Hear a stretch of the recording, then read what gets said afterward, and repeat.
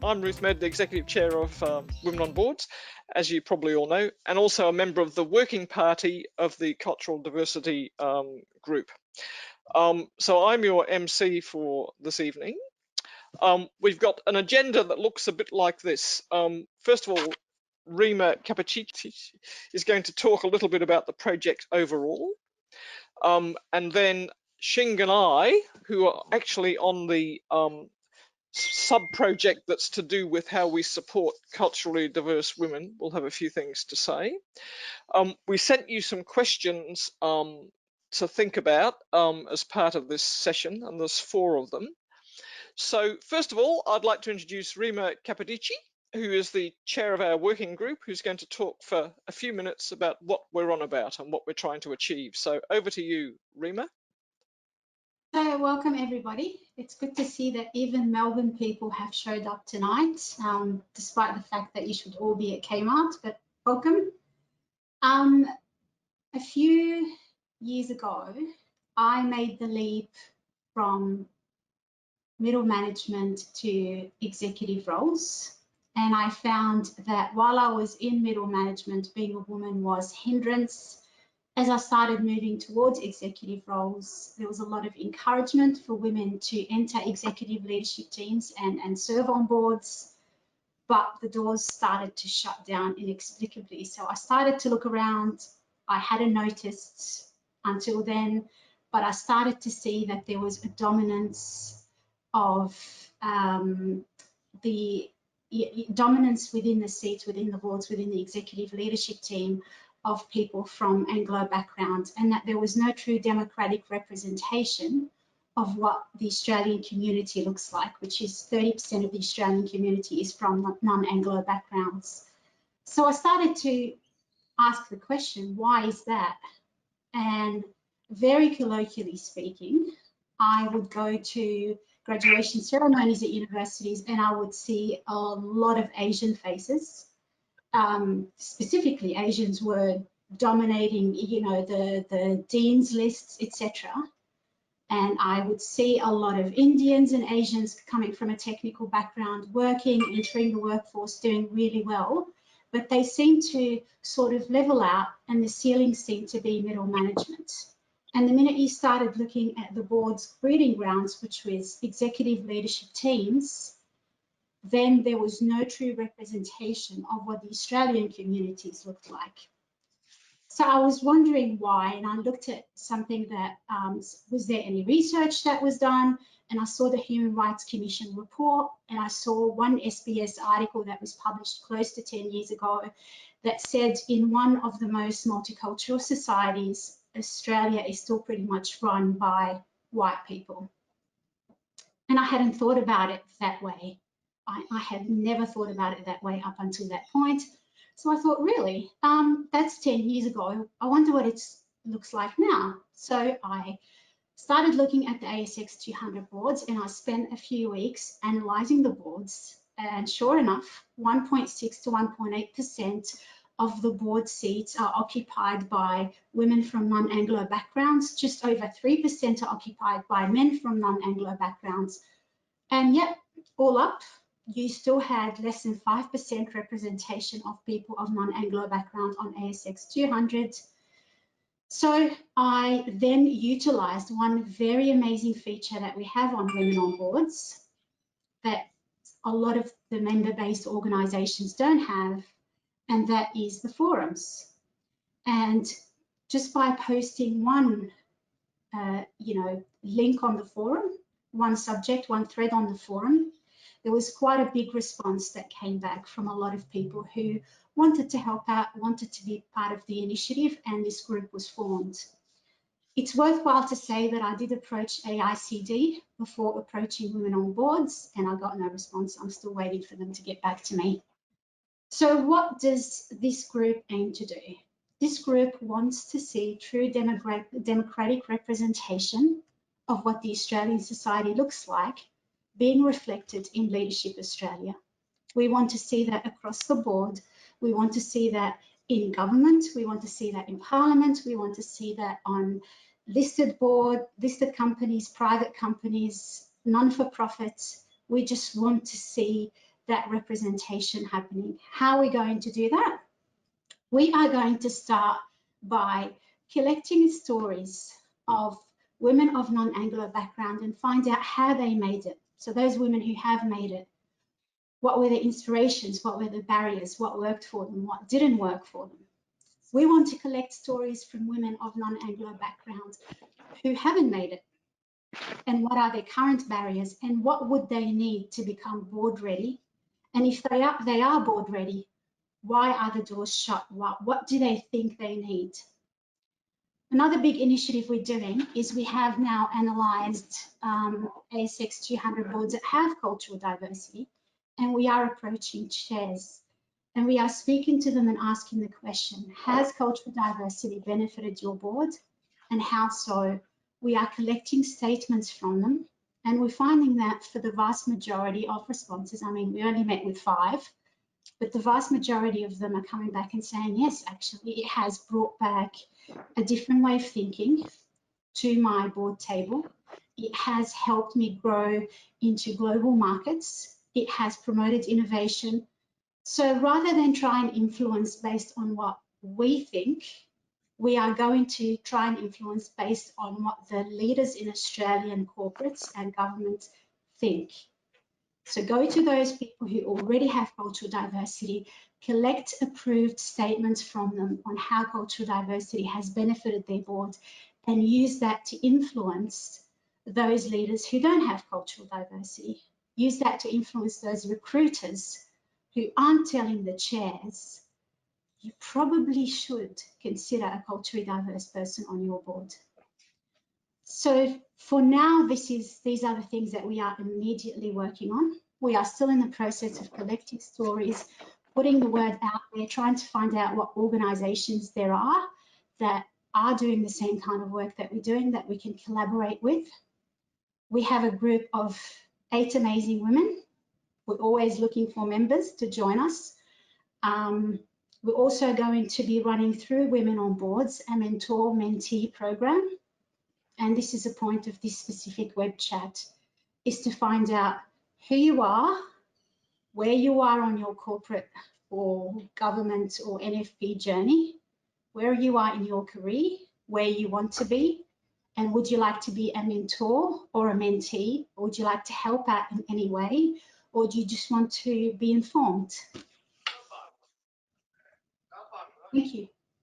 Okay, thank you, Rima. That sounds a very good introduction to our working party. Now, we've got other members of the working group on the call this evening. So before I ask Niti to say hello, who's working, she and I are working together, sorry, not Niti, Xing and I are working together on the mentor initiative, whatever that turns into. Can we get 1 or 2 of the other people to say hello? So Niti, you're here. Why don't you just say hello and who you are? You're muted, so turn yourself on. There we are. Yes, I'm there. Hi, everyone. My name, as it shows there, is Niti Saraf. I am an accountant by background, and I have been a financial controller for a medium-sized recruitment company. That was my last job, which lasted a beautiful 15 years. I gave that up earlier this year to satisfy my wanderlust, and thought it would be a great year to take a gap year and travel. Here we are traveling via Zoom. But it's my year of giving. It's still my gap year, and I have been, it's been great to be involved with Women on Boards on this particular working group.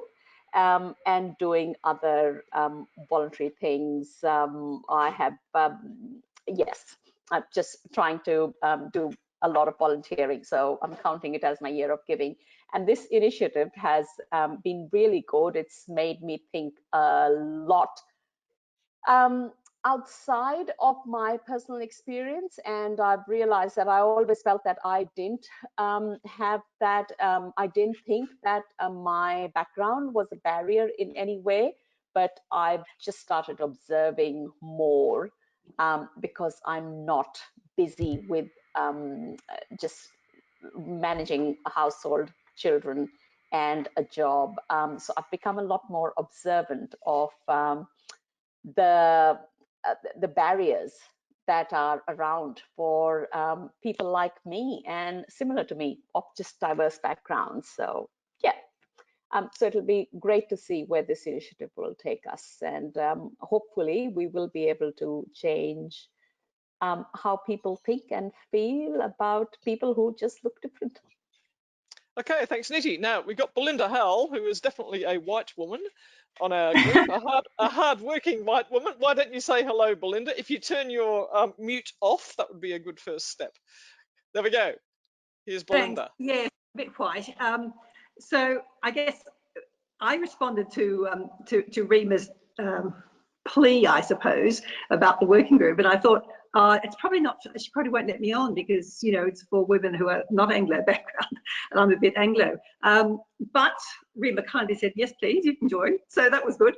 I've always been interested in different cultures, different ethnicities, and I suppose my interest really in this area came from, or has come from, a long career of managing other people and developing people. And in my last role in particular, last 10 years, I had a very multicultural teams of so many different nationalities, based both here in Sydney and in different offices around the world. So that really sharpened my knowledge and interest in cultures, non-European cultures, shall we say. I'd always been interested in the diversity of European cultures, and then the diversity of Asian and African and everything else sort of cultures. So I just think I have a perspective that organizations create all of these values and lists of attributes that high potentials are meant to have, but that often they don't recognize the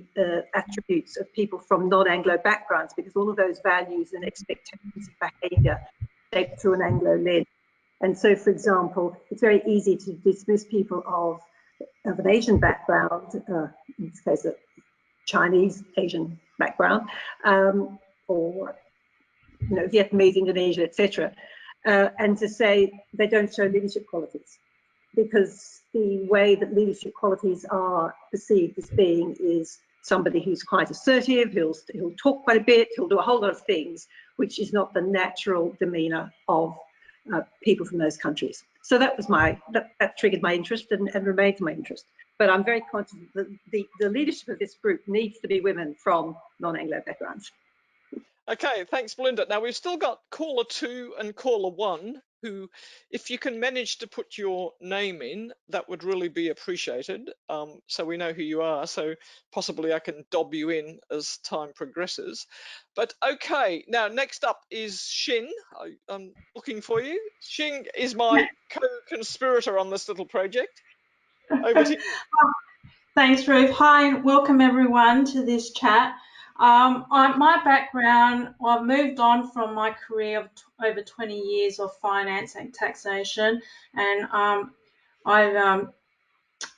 quit my job 2 years ago to spend more time with the family. And like Nidhi, I've been volunteering various organisations, and I signed up to the Women on Boards working group.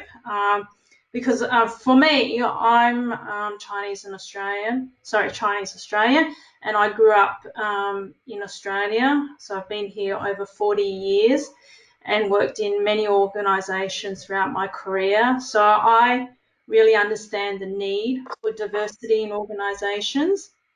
And for me, I believe mentoring is an important aspect of growing that diversity, influencing, engaging and promoting the positive aspects of diversity. And that's both in organisations, within organisation, and also individually. So I'm extremely happy to be part of this group, and I really look forward to seeing what we can achieve over the next year or two.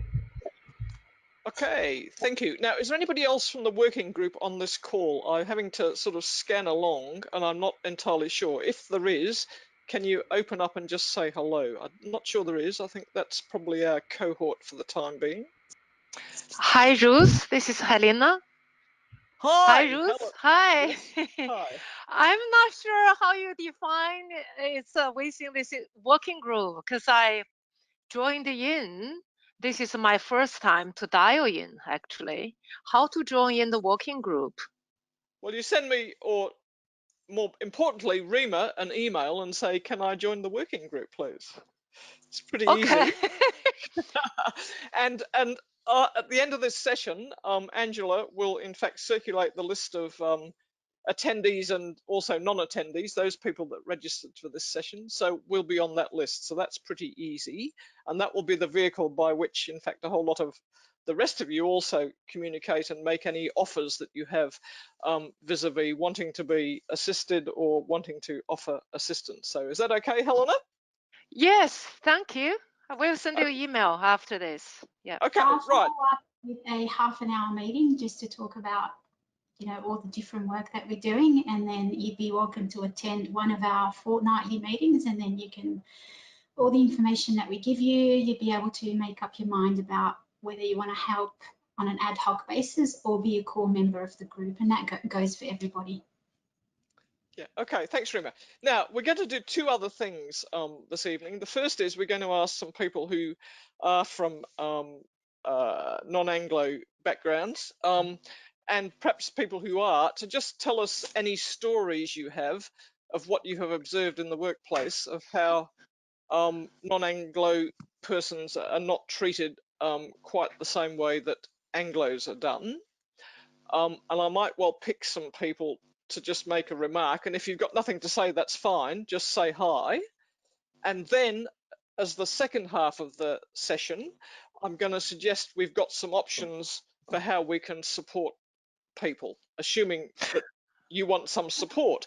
And I've got some ideas, but I'm trying to canvass ideas from the group. This is like a sort of a focus group, really. Ruth, So, could we yeah, just, Ruth, I'm just saying there's just a couple of questions that probably need clarifying first, just on right. how you'd identify non-Anglo. And Rima, that's probably just a couple of questions there on the chat that before you get on to the next bit, I just thought that might work for answering the cultural issues, the non-Anglo versus the Yeah. Anglo. Yep. Okay, Sorry Rima, to give us. butt in. Yes. No, that's all right. I should have asked Rima to give us a definition that we're using.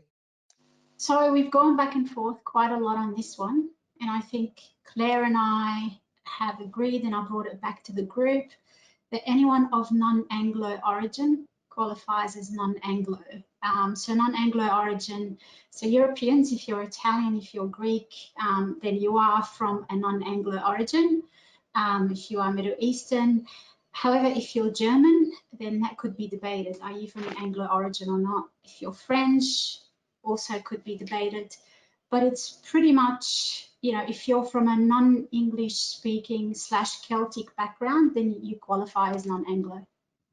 Yeah, it's a bit of a case of self-identification, really. Yeah. That would be fair, wouldn't it, Rima? Yeah. Yes. Yep. Okay. Anything else, Claire, that we need to cover off before I barge on and embarrass people by asking them to say a few words? No, there's a bit of chat going on, so that's all good. We're just answering a little bit of chat, so everybody can answer anybody else's questions. It doesn't have to be us, just so you know. So carry on.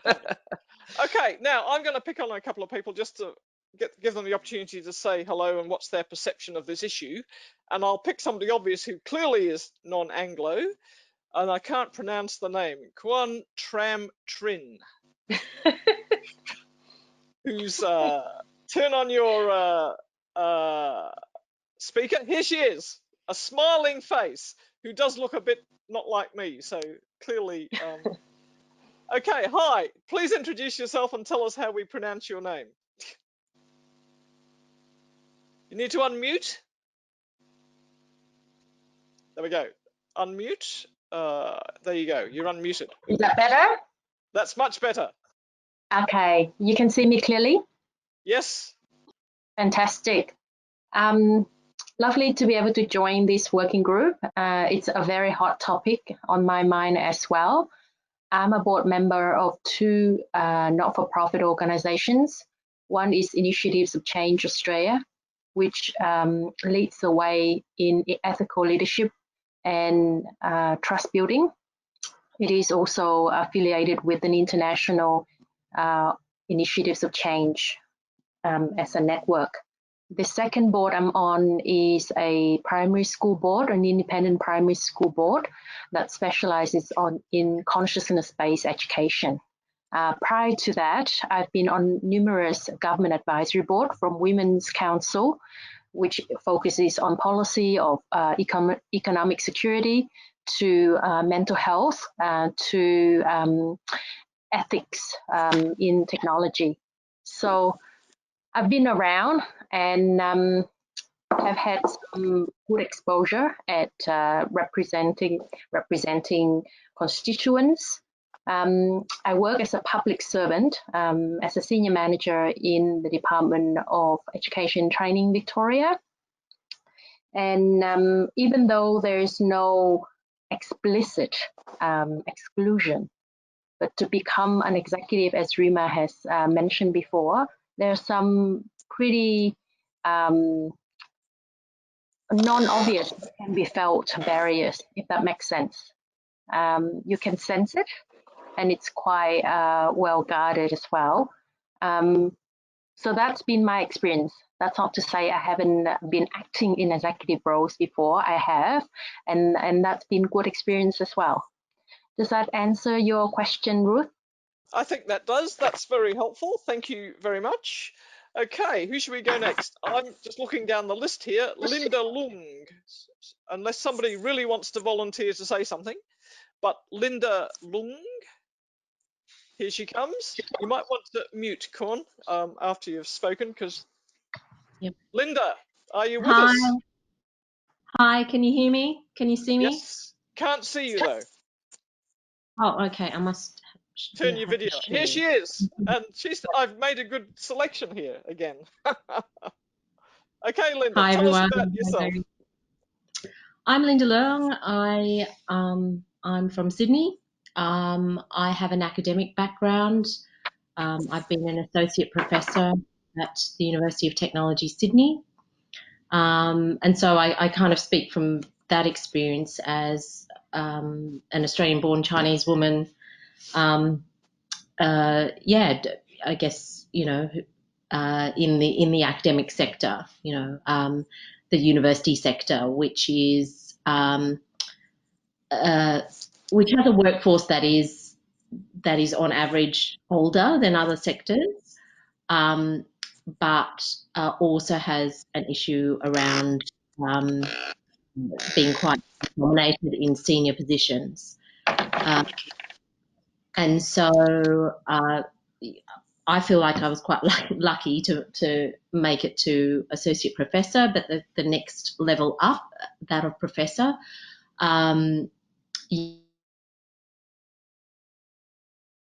would have been quite difficult to get to, you know, in my area, largely because it's, I felt that it rewards people who live, breathe, and eat and sleep the profession, right, of being a scholar and being an academic, and for many, and that alone kind of disadvantages women who, you know, take on caring responsibilities, who largely take on caring responsibilities. So yeah, that's one of the reasons why it's largely the executive positions are dominated by men. Having said that, the university sector is also very quite enlightened around gender equality. So they have reporting schemes like the Athena Swan program. Yeah, to really try and address the issue of the lack of women, the lack of equality, gender equality in senior management in the university sector. I'm not sure what metrics they use around diversity, though. Yeah, so yeah, I'm unsure about the kind of metrics or equivalent types of programs like Athena Swan in regards to cultural diversity. Yeah, so that's Okay. been my experience of the university sector. Thank you, Linda. Now, at this point, rather than me pick people, do we have any volunteers who'd like to say something? Well, Catherine So looks like she might want to. She's looking enthusiastic. Catherine, here we go. Catherine. Hi, hi everyone. I come from a financial services background, and many of you, I probably don't need to cover a lot, but there's a lot of it in the press at the moment, and historically have been, especially for the big banks. I've recently also been a mentor for some students, undergraduates actually, in the HSBC sponsored mentoring program. And it was quite interesting in that program, and I know we're talking about undergraduates as opposed to going to boards, but this is the next generation, so to speak. And many of them chose me because A, of my Asian background, and B, they're still stuck. A lot of them, their first question was, how do you deal with discrimination? And it was quite stark. So it was quite entrenched to them that they've already been told you may not get as far as you want to get to. I think I've been brought up in that response, in that environment as well. And I think there is a lot of unconscious bias in the selection process, in the cultures that have been built up over time. That is breaking down with great work like these forums. But I kind of feel like there's a long way to go. And I do share the same thoughts and feel within this forum about mentoring will play a very big part in this. But also education. It's very much education and awareness of just people being aware of differences around them. I've noticed, I think it's, there's some articles that I've read very recently about boards, I think, hiring or tend to pick within their network, and their network tends to be whoever can network. So again, this goes to probably some of the comments that's been made already so far about that already screens out some people that probably have caring duties, other people, and there are people that may not like networking in a particular way. I've certainly seen that, I've felt that. The road just feels a bit longer, that's all. Not impossible, but longer. Okay, thank you, Catherine. Now, one more person, Sarah Pantaleo. Pantaleo wants to have a word. Here we go. Yeah. My roles, executive roles, have been working for the National Australia Bank in the early career, and then my current career was franchising, and I sit on a couple of boards. And both, aside from the charity that I run, both boards that I sit on, I'm the only non-Anglo person on those boards. And it seems strange, right? I live in Melbourne. I was born in Italy, but I've been here since I was 11. So I consider myself Australian, right? But it's interesting to me, like what Catherine was saying, the unconscious bias. And I have found that, yes, fine, I got through, but it was a lot harder.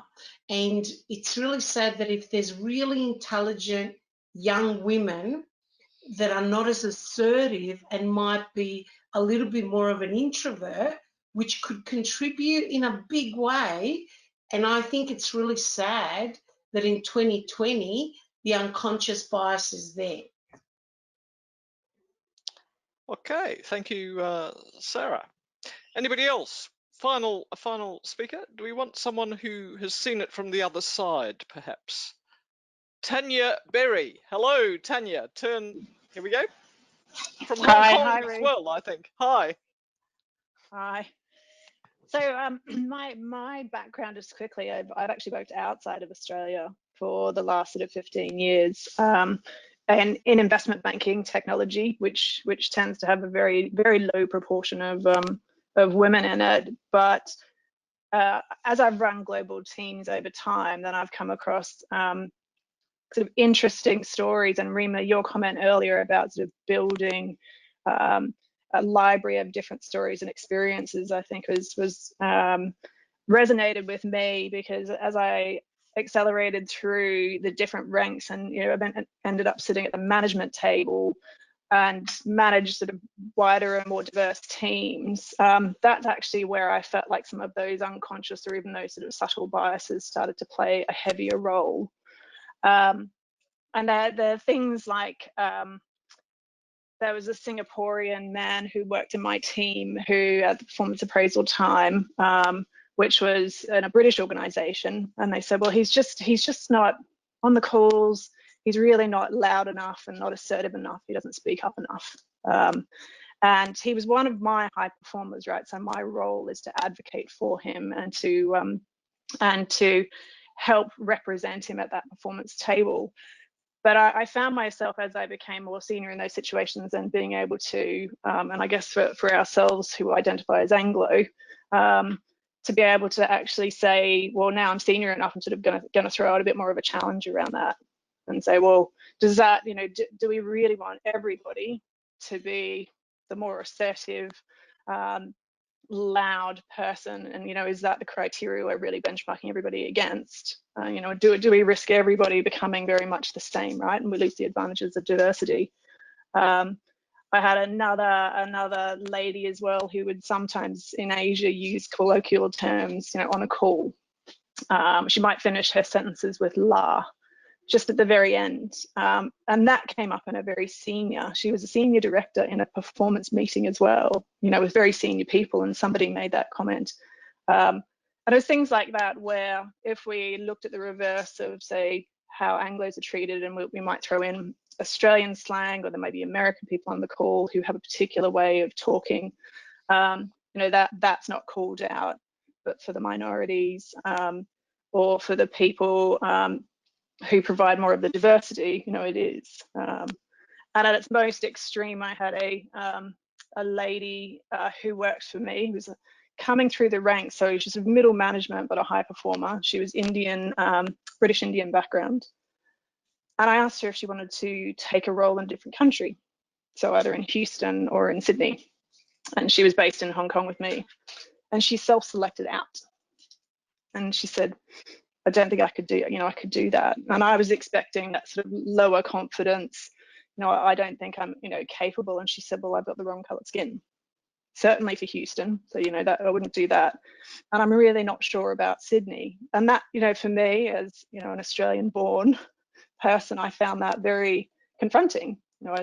I felt like I needed to sort of jump in and sell the virtues of Australia being a multicultural, accepting society, but somewhere along her journey, being raised in the UK and then working out, in different countries, that for her, and I think that self-select out is a real danger. And I think for women at sort of the board level, of the executive level, as Belinda said, for those of us who are Anglo, we want to, where can we contribute and add value? I think it's that sort of sponsorship, or maybe helping Rima, we can help sort of add some of those stories in for how can you support people when they share those stories with you, or you find yourselves in those experiences. Okay, thank you. Unless anybody's desperate to say something, I think we might move on to part 2, which is to have a chat about what are some of the options we have that can support women of non-Anglo backgrounds. We've called it potentially a mentoring program, but mentoring programs come in many shapes and forms. To have a mentoring program, you need mentors and you need mentees. So one of the issues is, are there sufficient members of WOB from non-Anglo backgrounds that are seeking some assistance from this initiative? And I guess we might ask that question via another mechanism a little later, apart from the people on the call here, of course. WOB does run a mentoring program, so we've got some expertise in how you do that, and it's managed by a woman called Ruth Jones. But there are many other options of how we could provide support. We could, for example, run one of these sessions every month or whatever, run it on Zoom, put people into small groups, which we select who goes into what group, and they basically have a chat and provide mutual support as is an example. We could match people one-to-one and say, go and have a chat, go and see what you can do for each other, because it's a two-way street, of course. We could do all sorts of other things. We could encourage you to, everybody put themselves, make their profile public, which means public to all the other WOB members in browse member profiles, then encourage people to make contact with folks in that regime. So you can search and select, and that's sort of the self-help option. So that's just some thoughts from me. So let's open it up to bright ideas, basically suggestions for us. I don't know who wants to talk. We got any volunteers? Okay, Annette. Annette here. Hello, everyone. Great to see this group coming together. I'd like to see a two-pronged approach. I think mentoring programs are really important and they do have a good place, but I don't want us to be looking at trying to fix the women, because it's the system around them really that is the one that has the problem or has a way to move forward. So I just made a note there about Women on Boards perhaps using its existing platforms to promote externally, to say, hey, we're not just promoting women on boards, but we're promoting diverse women on boards too. So get your thinking caps on boards. What are you doing about it? How are you approaching it? You know, give them solutions if we need to. So I'd like to see us put some energy into how we can change the system. And I think Women on Boards has the reputation that it could help with that, as well as having some sort of part of the program that is about individual women and helping them achieve more as diverse women on boards. Look, I couldn't agree more, Annette, and I don't know if you were here at the beginning of the meeting where we described the initiatives that we are doing. Mentoring is just one aspect of what we are doing, but it's not the only thing that we're doing. So one of the things that we are, so there are multiple ways you can initiate a system change. You can have demonstrations go down on the street, which we're not doing that. You can do strikes, which we're not doing that. We are trying to influence. I think we are going down the gentle influencing path. So I'm not sure whether you heard at the beginning of the meeting where we said we are now approaching ASX 200 chairs that have cultural diversity on their boards. And I don't mean great cultural diversity, I mean it would be like 1 out of 12. And collecting their stories and saying, how has cultural diversity enriched your board? And by doing that, we are going to be collecting statements from very influential people, from ASX 200, from government, putting these stories together and use that to educate those boards that don't have cultural diversities and educate recruiters who specialise in putting people on board or specialise in putting executives in their positions. So that's another aspect as well. Another thing that we are doing is understanding from women who are culturally diverse, who have made it, where their break was, so we can start working around that system, duplicating and influencing. So I resent the people who say, you know, culturally diverse people need to learn to put their hands up more, or they need to speak up more, or they need to become more assertive, because then you're putting the onus on the victim, right? You're putting the onus on the person who is getting passed up for senior positions. And it's not that. You need to put the onus on the system. You need to put the onus on the decision makers. So you do need to hit it from both angles. We want to make sure that women who are board ready get to have the opportunities and they get to have the face-to-face time and the connections as their peers do. And we don't know why we don't have those connections. We don't know why we don't have those opportunities. We're just going and finding out why and trying to fix it. So I completely agree with the point that you've made. I'm sorry, Rima, can I ask you a question? Of course. Yeah. Sorry, So sure, yes. would it be worthwhile writing a white paper on all the items that you've been discussing in I mean, you know, I'm sure there's loads out there, but as women on boards, writing a white paper on all the positive aspects of having diversity of all kinds and being open about it, not just about multicultural, but always more inclusive, and then presenting that white paper to someone. Just a thought. So we're doing that, not, this is in the making, but this is going to come through the voices of the influential people rather than our voice. So rather than saying this is a white paper written by the working group, and this is why we think cultural diversity benefits boards, we are taking approved statements from, I mean, I can name them now, the chair of Altium, who's the chair of an ASX 200, the chair of NIB, who I met with on Monday, and he gave me wonderful statements about how cultural diversity has enriched his board. So it is writing not so much a white paper, but a collection of statements from very influential people that prove that this is not just about being on the right side of history, and this is no longer about, you know, having democratic representation in leadership, and it's no longer about doing the right thing and for the love of God to support these migrants in leadership. It is about you no longer can afford not to have culturally diverse boards and culturally diverse leadership teams because you are missing out in terms of innovation. Your growth into global markets will suffer. Your profit margin will suffer. And this is the proof. These are the influential leaders in Australia who are telling you this, not just us. Thank you. Welcome.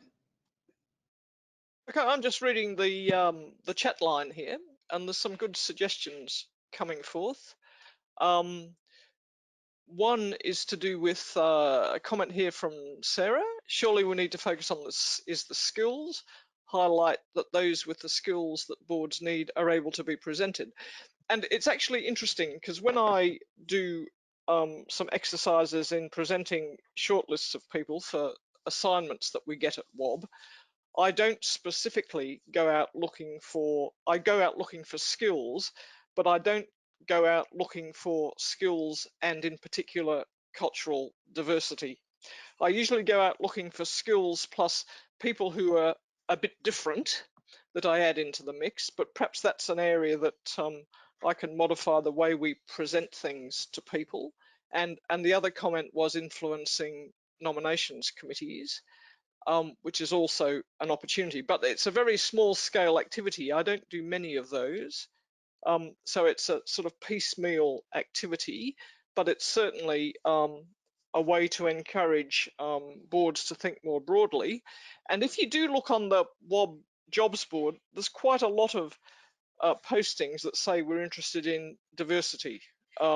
Now, whether they actually hire anybody from that group, which is usually women, Aboriginal and Torres Strait Islanders, and sometimes they say culturally diverse backgrounds, but not wildly often. So that might be an interesting exercise to just see if that does happen. I might do something like that. Okay, other thoughts? Other thoughts? So I guess what we would like to do is, sorry, Tanya, you've got your hand up. Sorry. Yeah, sorry, Rima. Just a quick one. I was thinking, I don't know whether it was hugely effective, but when people take a +1, you know, to a meeting, to an event, I've seen that sometimes be effective, where somebody is less inclined to be able to sort of integrate into those more historical constructs, right, of networking, but are still very active, right? Going as a pair, you know, sometimes helps just break down that initial barrier. So I don't know, in the mentoring piece, whether that's something that you could thread through as well. Not necessarily mentor, mentee, but, you know, can everybody for the next thing, you know, call that they're joining, bring somebody else along who's from a different background to your own, you know, introduce them and then allow them that kind of softer introduction into, you know, into those. I know that doesn't necessarily solve the root cause of the problem, but it might break down some of that those barriers. Good idea. Very good idea. Thank you, Tanya. I'm adding all these suggestions to a list on here, as is Rima, I'm sure, type of thing. So can we, out of the attendees here, and whether you want to do it now on chat or send it to me as an email later on, is to just identify yourself as either, because whichever format we run this, we're going to need mentors and mentees. So just identify yourself at whether you believe you are a mentor or a mentee for culturally diverse women to advance their careers. And if you are a mentor, it would be very helpful if you can tell us how many hours a week, a month you can dedicate to this, and what kind of format would work for you. So that question, that last question, is for both mentor and mentees. So if you want to be a mentor or mentee, what format would work best for you? Is it one-on-one? Would you like to do it in small groups? Would you like to have something like this happening every fortnight or every month? Just your preference, and we'll collect everybody's responses and get back to this group with what, you know, what the votes were. And we might run different initiatives if we find that we have the numbers concurrently. But yeah, we just want to hear from you first. Yeah, and one thing I do notice about this group, not that I can see everybody's picture, but I think we're all modestly advanced in our careers. So we're not young graduates. We're not in the first 2 or 3 years of our career. So it might be that we need to think about, amongst the WOB member cohort, we have lots of younger members. It's just that they tend to hide a little bit. So it might be a case of let's give them a bit of encouragement to participate, sort of thing. So that's my thought. Okay, now, any other comments that people would like to make? We're approaching, you know, the end of the session. We've got a whole bunch of ideas from everybody. You're interested, thank you very much for coming along. Any other bright ideas? Oh, I've got 5 more comments in chat. Here we go. Ruth? Yeah? Quintram here. Given your observation that most of us are fairly matured or advanced in our career to date, whether mutual support might be something that's suitable to this particular cohort. And obviously, if they're younger women, then the mentoring program could proceed. I think I found certainly during COVID-19, the small group with mutual support is very effective. And given that Australia is very geographically diverse, and we're a small cohort representing diversity and interested in representing diversity, utilizing that diversity geographically as well would be good. So having mutual support, online gathering, perhaps once a month, would suit the women who are in similar kind of stages of their career. Okay, you've just been volunteered as workers, everybody, by one of our cohort. That's very kind of her. Thank you very much. That's not a bad idea at all. Okay, anything else? Any general comments, you know, just somebody who hasn't spoken, people who haven't spoken or whatever, would they just like to say hello or before we sign off? If not, Patricia, I just yeah. Sorry, about to sign off, I thought I'd just a quick comment. It would be interesting to see how the study and the statements from the ASX 200, CEOs or whatever, how that pans out. I think it will be, sometimes it's not that easy to demonstrate what the impact of someone else from a different background, what that specific impact is, because it's more the fact that the diversity brings a change in the culture and perhaps brings a different perspective, and it just may not be that easy to pinpoint that that's as a consequence of that person. So that doesn't mean that the diversity isn't working. It's just they may not be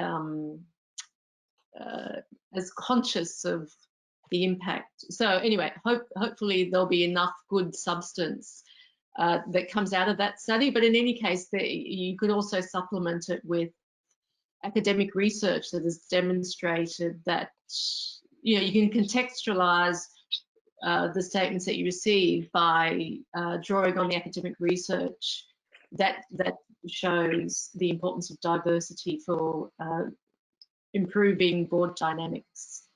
Yeah, thanks, Patricia. Patricia, that's a great. Patricia, that's a great point. And if you do have any academic research, appreciate it. I can hear my echo. You're reverberating, Rima. I think we all are. Keep talking, okay, Rima. Can you hear me? Yeah. Okay, Patricia, that is a fantastic point to make.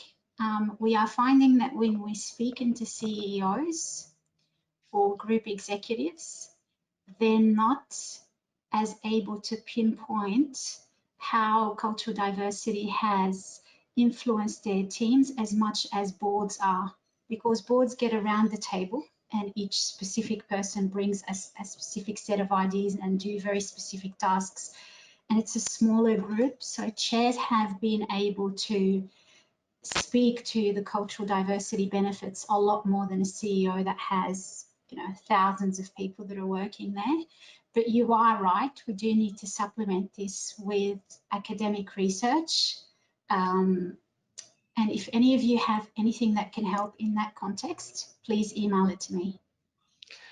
Also, I would suggest that some of the comments that have been made this evening, Tanya, because she's in my line of sight, Tanya Berry, for example, gave some really interesting examples of how she, as a senior manager, perceives diversity. And I would have thought, Rima, that as well as collecting stories from ASX chairs, etc., we want to collect some stories from women in particular, not exclusively, that have worked overseas and observed the way of the world. So those of you who spoke, I've in fact written down your names, needless to say.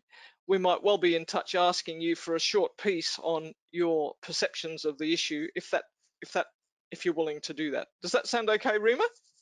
Yes, so we're already doing that with culturally diverse women on boards and leadership teams, but we would welcome anybody from this group to bring in their story. Yes, absolutely. Okay, all right. Okay, now I'm inclined to close this session because rule number 1 is don't run over and keep everybody away from their glass of wine or whatever, including me. But look, everybody, thank you very much indeed for participating. Thank you for your ideas. We will be in touch. First off, Angela will send down around the list of attendees, and Rima's email address will be on that. So if you want to volunteer yourself in some shape or form, that would be appreciated. And we'll be, as well as that, we'll be back in touch. Rima, do you want to close the session? Yes, if you could all email me and let me know, not just about the mentoring program, but whether you want to turn up and attend one of our meetings, you're more than welcome to. If you want to dip in and out and help out where you can, great. If you'd like to become a core member, even better. Any help is good help. And it's not just information about mentoring that we'd like to collect today. Thank you, everybody. You've been a wonderful audience, and thank you, Women on Boards. We would not have all come together if it wasn't of that forum. Great idea. Thank you. Thank Good you, night. everybody, and good night, say the Ronnies. Good night.